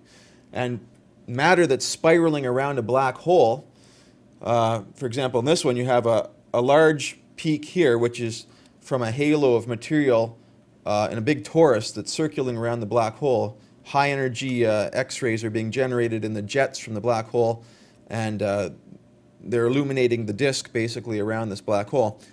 This little plateau here is what they think is the nearest orbit into the black hole. And you've got stuff going at very fast rates, the last stable orbit before it spirals down into the black hole, which is shifting it to the blue and to the red. And astronomers actually they model these scenarios, and they use relativity, and they can actually predict. And here are some of the predictions of what you would see from rotating tori of hot material around a black hole. You've got some absorption from a cooler halo in the foreground, which isn't moving as fast, and it's actually quite amazing what they can learn. They can actually learn about rotation of the black hole itself, because it has a particular effect in relativity that shifts the line just in a particular fashion. They can actually measure the black hole has a property called spin, and they can measure that in these Doppler shifts, which is really kind of neat. I mean, you need the models to do this. There's another thing people look at, and you can look at Doppler shifts in radio emissions. This is looking at a 21 centimeter neutral hydrogen line with a great big radio dish. They're looking at an expanding shell on the far side of the galaxy, perhaps from a supernova explosion or something. And what they're doing is they're just scanning very finely in frequency with the radio receiver and looking at the image that the dish gives them. And all of a sudden, you get this circular thing that comes out, and it gets denser and denser and denser and smaller and smaller and smaller and disappears. And from the difference between what you're seeing is you're seeing the far edge of the ring and the near edge of the ring and the circle of the ring, and you can take the difference in velocity that this Doppler shift gives you, and you know that this huge ring of hydrogen is expanding at 11.8 kilometers per second. Another interesting way it's a really cool thing I find. You can actually tell if you have an expanding shell by changing the size of your radio beam. If you have a narrow beam, for example, and you're looking at a shell of gas, you have what a characteristic split peak. What you have is, if you look right at on source with a narrow beam, you've got stuff that's moving towards you and stuff that's moving away from you. And it's kind of, you get two delta function peaks that are separated by a little gap. And as you broaden your telescope beam to take in more of the source, you start getting things that are shifted, that are moving off axis a little bit. So it broadens, the peaks begin to broaden because the component moving towards you and moving away from you gets shifted a little bit. And as you broaden your peak further, they two start melding into one big broad line. And then once you encompass the entire thing and you have vectors moving in all directions, you just get a single broad peak. And that's a characteristic shape of a shell of material that's expanding. And just by looking at these scratches on a graph from a telescope, you can tell all this dynamical information about this object in the universe. It's amazing what you can get from just looking at some hen scratch on a graph. So one thing to tell you about, this correlates to when you've heard about redshifts and the Hubble flow and the expansion of the universe. Hubble discovered, measuring redshifts of galaxies in the distant universe, that the further these galaxies are away, the more the lines in their spectrum are shifted into the red. And they could tell just by looking at the size of them and looking at the same lines, things that are close up. You've got this H alpha peak here at 400, and then as they get further away, it starts to shift, and the small, distant, dim galaxies, it shifts further out of the blue, and the really small ones starts going towards the red. And this is the reason the James Webb Space Telescope is designed to look in the near infrared, look at around 1,000 nanometers wavelength and beyond. The reason is that the very first galaxies are so far away and they're moving so fast that this H alpha peak is now in the infrared for these most distant galaxies. And so, do you want to see them, you need an infrared telescope. And people have done a lot of work correlating the distance of the galaxy to the redshift, and there's a very good relation called the Hubble diagram, and that's why the Hubble Space Telescope was launched, was to measure this Hubble expansion of the universe and determine what the constant is in terms of kilometers per second per megaparsec of expansion of the universe. And then what you get down to, the most distant object you can see is the Big Bang fireball itself. And this thing has been shifted into the radio in gigahertz. Here's the frequency in gigahertz. It's actually a perfect black body curve. And if you go to Planck's theory, the temperature that this corresponds to is about 2.7 Kelvin. But we know that when the universe was a big fireball back in the early days, you had electrons and protons running around, and the universe was basically opaque. You couldn't see anything. When they cooled and formed the first atoms, the universe suddenly went transparent like that. And so you really can't see any further back from that first neutral universe. And what you're seeing here is the echo of the Big Bang, basically, that at the 13 billion years ago, 14 billion years ago. This was actually 3,000 degrees Kelvin when the first atoms formed, and it's been redshifted down to about 3 Kelvin now and into the radio. So there have been a lot of telescopes and a lot of observations trying to characterize this and measure the wrinkles in this spectrum over the sky to tell us about the first structures in the universe. But it's really neat, and this actually is why astronomers will tell you that some of the static on your analog TV line is from the Big Bang, is because the frequency that you would pick up on your antenna just happens to be corresponding to this background. And that's actually how it was originally discovered in the I think it was the 50s by Penzias and Wilson. I forget exactly who they were, but they were trying to look. They had this radio telescope and had it cooled really, really well down, but they couldn't get rid of that last little bit of noise. And what they were actually seeing was this emission from the Big Bang. You can't get past that. It's everywhere in the universe.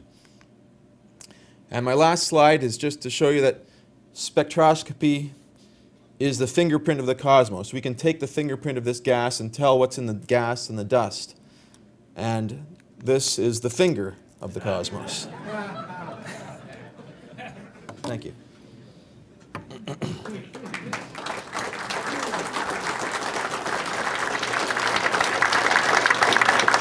Thank you, Al. I recently bought a laptop computer, and I mail ordered it, and it arrived without a packing slip.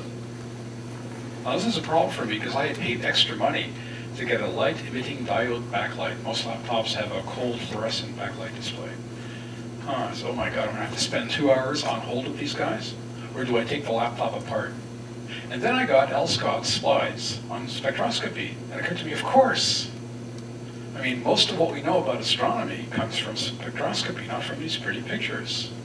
The way you study light sources with spectrum. So I looked at my laptops with this thing. This is a pocket spectroscope, and compared it to a light-emitting diode flashlight and fluorescent light. And sure enough, fluorescent lights have a line emission spectrum, and white light emitting diodes are nearly continuous. They had sent me the right laptop. So, in honor of Al Scott saving me the bother and the expense of shipping my laptop back halfway across the planet, I would like to have Brian give away these diffraction grading sunglasses, which sort of allow you to see spectra. First to the young people if they survive this long, and then anyone else who'd want one.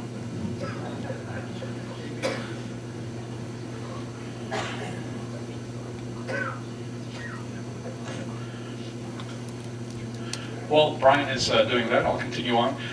During the December meeting, Simon Hammer gives fabulous talks about the planetology of solar system objects. I happened to mention, oh, well, maybe I'll do more of these if Attila wants me to. And I realized that, gee, people here just don't know what the process is for getting up here on stage and giving a presentation. So I figured this would be my time to explain it.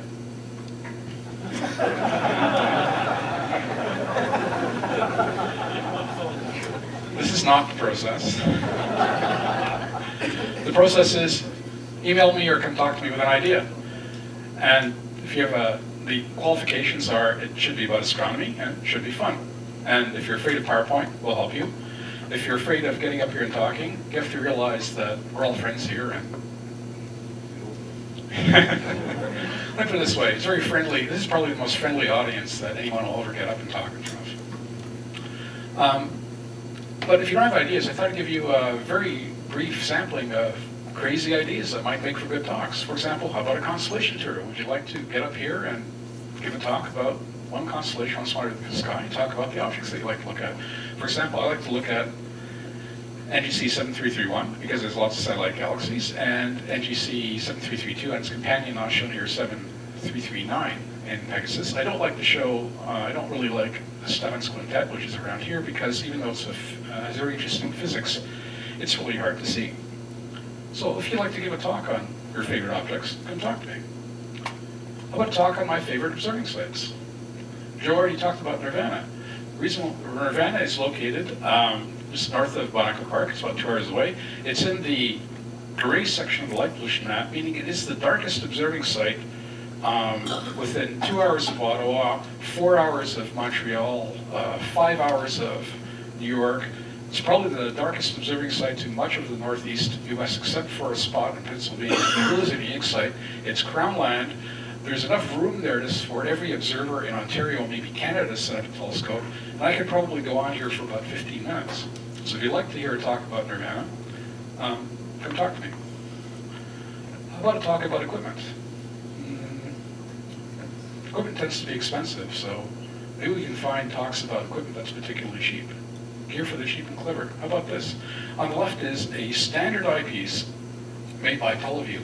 Teleview sets the standard for quality. And on the right is a cheap Chinese knockoff, relabeled by Garrett Optical United States. So this is not a useful talk so far. However, what I did at a Penny's Point Star Party is I put a binoviewer into my telescope, I put a Teleview 32-in-1 eyepiece holder, and a cheap 32mm Garnet Oscilloscope in the other, and I had 3 observers in a look. And I didn't tell them which was which. Then I switched the eyepieces around again and asked to have a look. Everybody picked the Garnet. Everybody picked the $30 eyepiece over the Teleview. So, would you like to hear a talk on gear for the cheap and clever? That here is inexpensive gear that you've personally tested, especially if you compared it to more expensive gear. Personally, I'd like to see lots of talks like that. Of course, the alternate to gear for the cheap and clever is lifestyles of the rich and heinous. Because there is no limit to how much money you can blow on astronomy. So, meet Michael Harvey. He's a resident of Florida. This picture is taken at the Winter Star Party.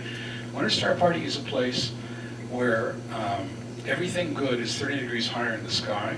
The Southern Cross comes above the horizon. You can observe all night in your shorts on the beach in February.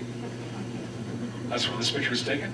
Michael Harvey observes with a 28-inch Dobsonian made out of helium arc welded aluminum so that he doesn't have to worry about it getting dinged, with a very sharp 28-inch mirror. People who have telescopes this big have a problem moving them around, so they move them around in cargo trailers.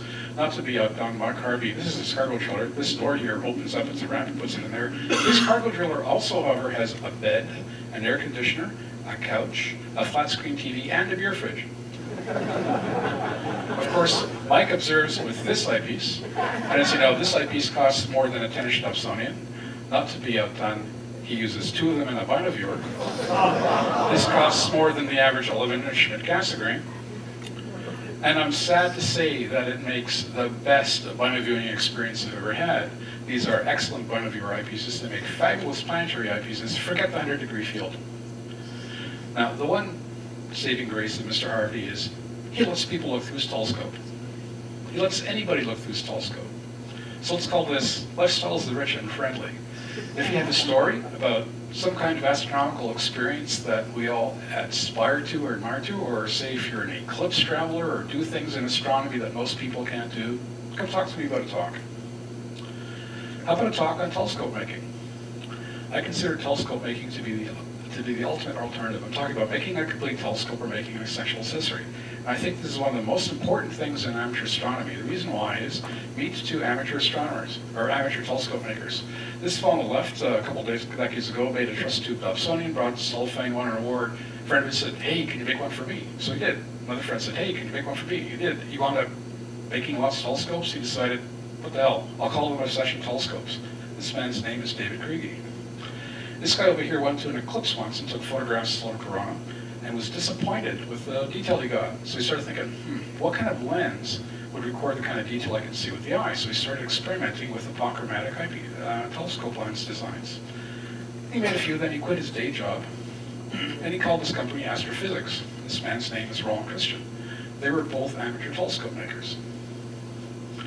So, I'd like to see talks on amateur telescope making because I think it is so cool. I was just talking about gear that you built yourself.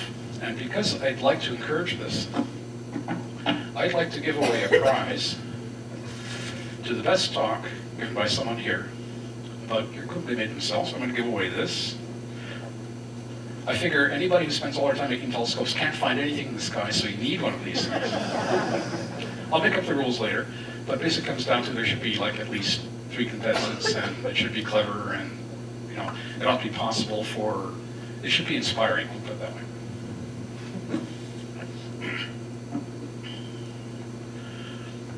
Now, the next example I was going to give was, how about a talk on some outreach that you've done, sidewalk astronomy. At the time I created these slides, I didn't have any examples, but now I have 2.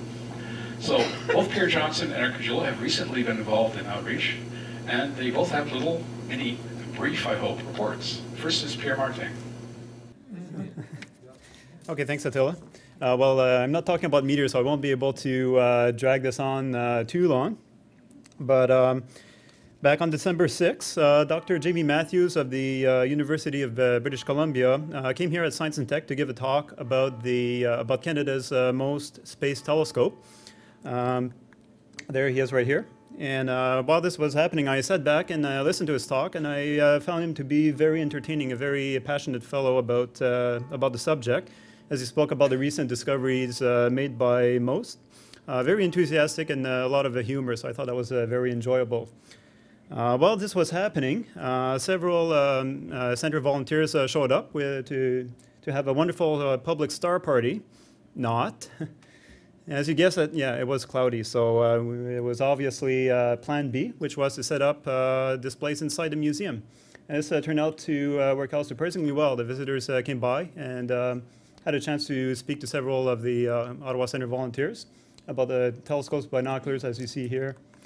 And we had various displays, books, and ideas for Christmas, because it was right about that time. And also a number of free handouts for the public, and a number of posters. And this chart about the light pollution of the world had, for some reason, a lot of interest, a lot of people asking questions. In any case, the idea is, if you haven't done public astronomy before, it really is a lot of fun. I highly recommend it. It's rewarding, and it's really neat to be able to share our interests with the public. Thanks.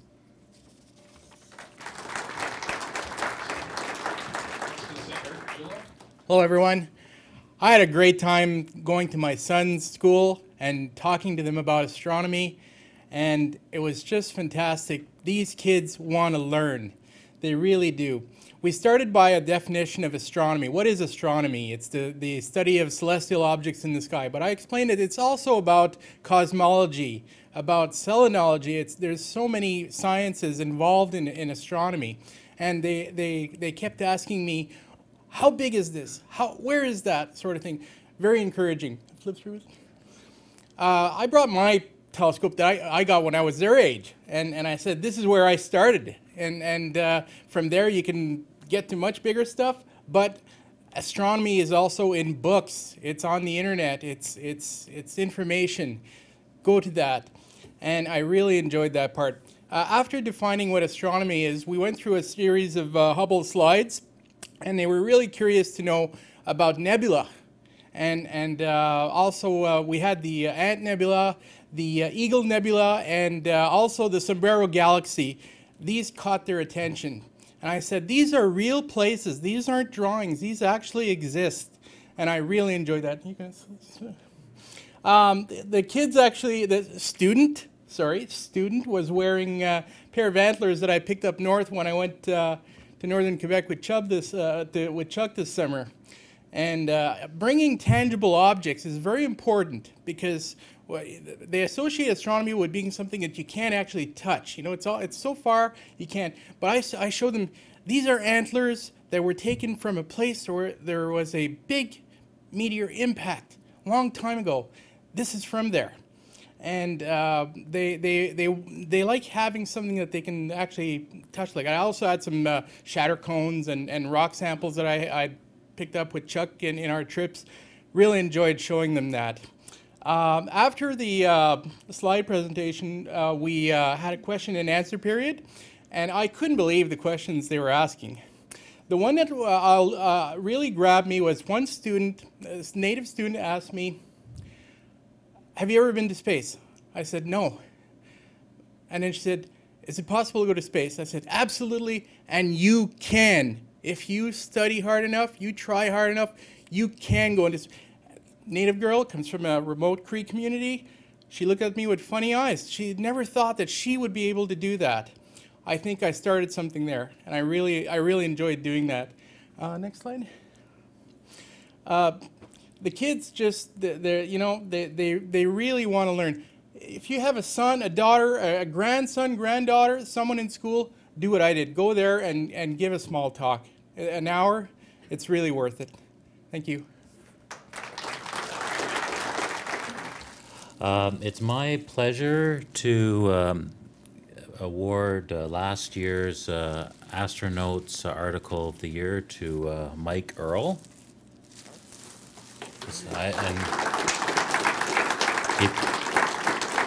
And this was, he promised me that he'd be here tonight, so I'm glad to see him. This was for, well, Mike has written a number of articles over the years, but this was for his article on the in the July-August issue on the Hickson 50 galaxies, I guess, yeah. Galaxies, and the question of magnitude.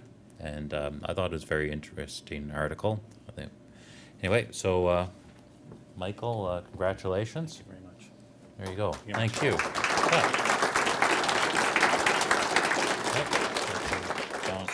Yes.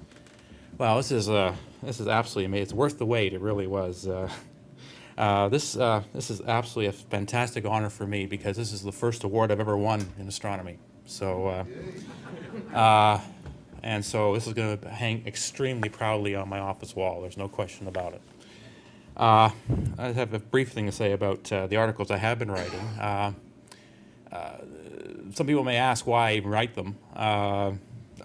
There's so much to learn in astronomy, and I'm still learning so many new things about astronomy almost every week.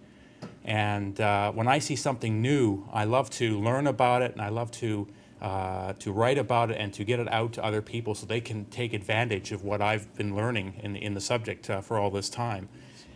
And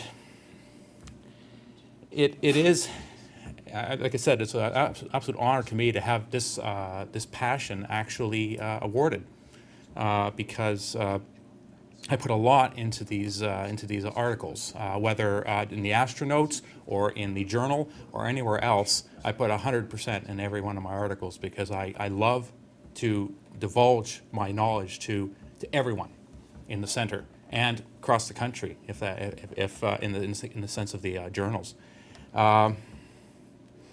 Because of CCD cameras in the past 20 years, we have had a revolution in research. Because now people in their backyards can do research that people, professionals have been doing for 50, 60, 70 years.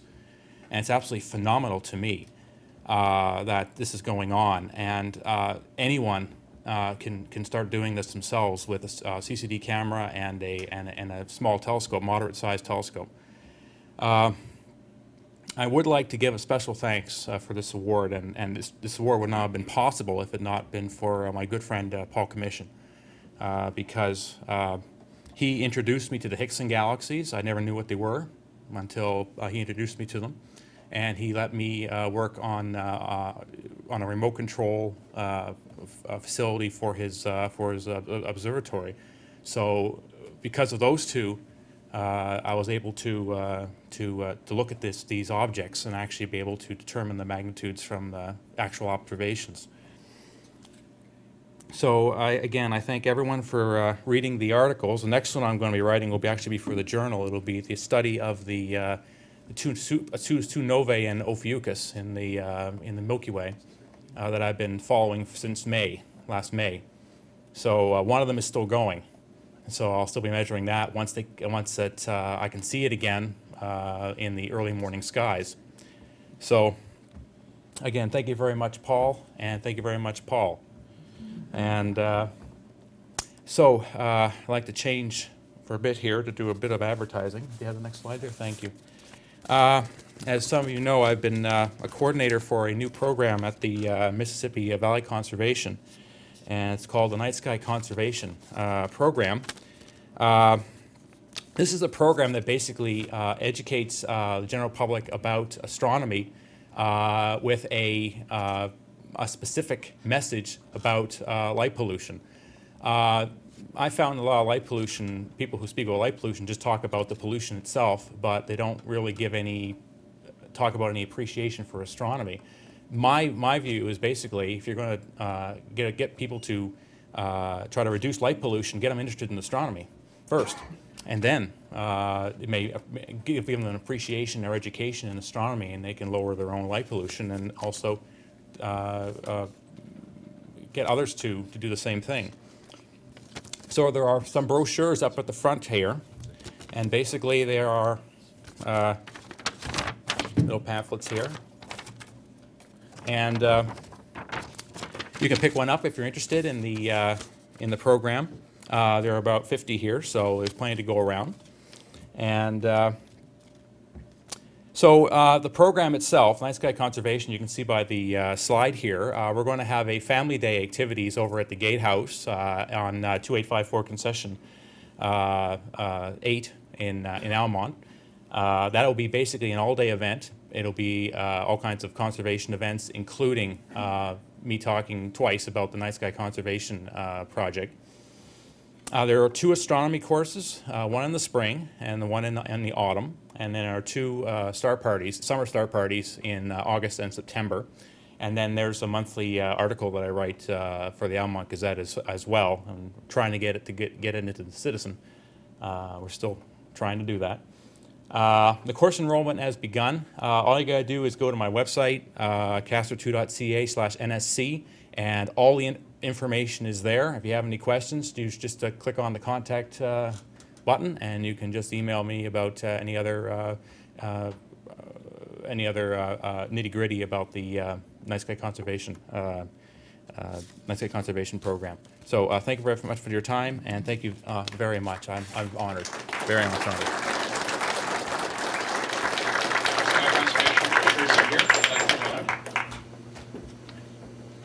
Thank you, Mike.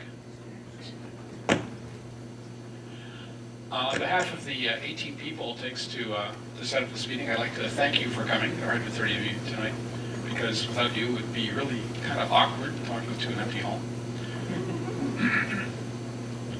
The show's not over yet. We've arranged some post-meeting entertainment for you.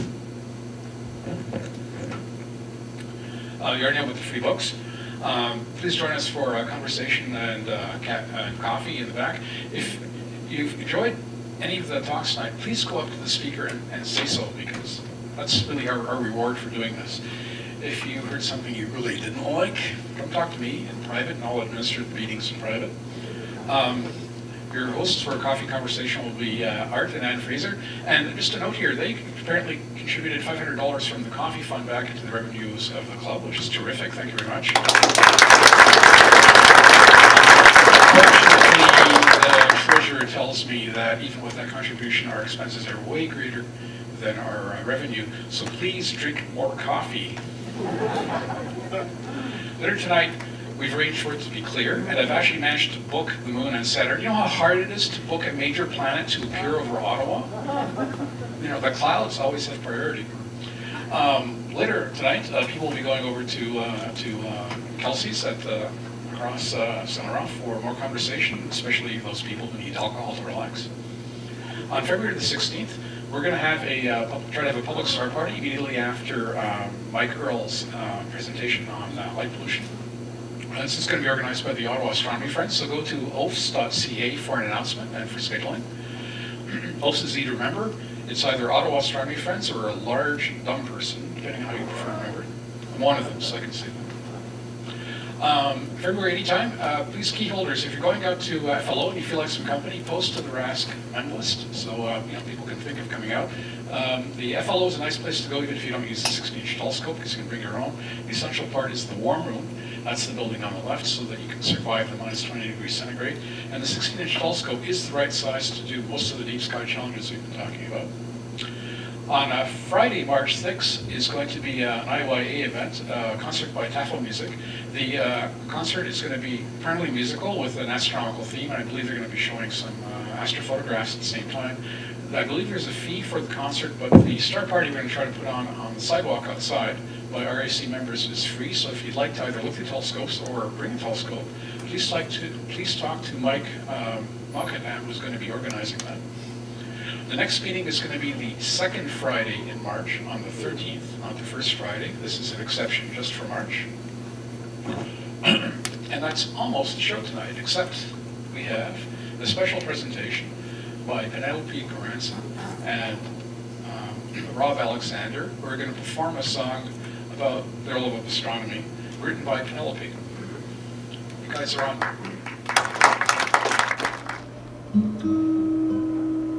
When I was a little girl, I used to wish upon a star. Never seemed so very far away. Now that I am all grown up, I like to take my telescope. I love to go stargazing every day. If there were clear skies and I could see the stars, Jupiter and Mars, the sun so high it makes me wanna fly. I see the moon in June, the nebula lagoon. Let's go stargazing tonight. Take my hand and hold on tight.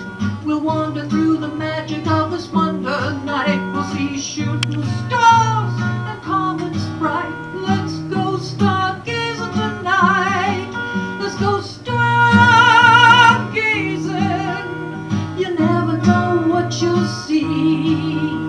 It'll be amazing. Just you and me, can't you see? Cassiopeia's not far away, so won't you come along with me and we can play. We'll put the sun to bed, we'll call it a day. Let's go stargazing tonight. Stargazing,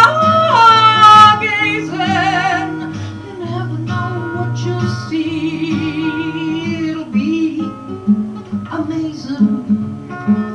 Just you and me, can't you see? We'll take a trip to the country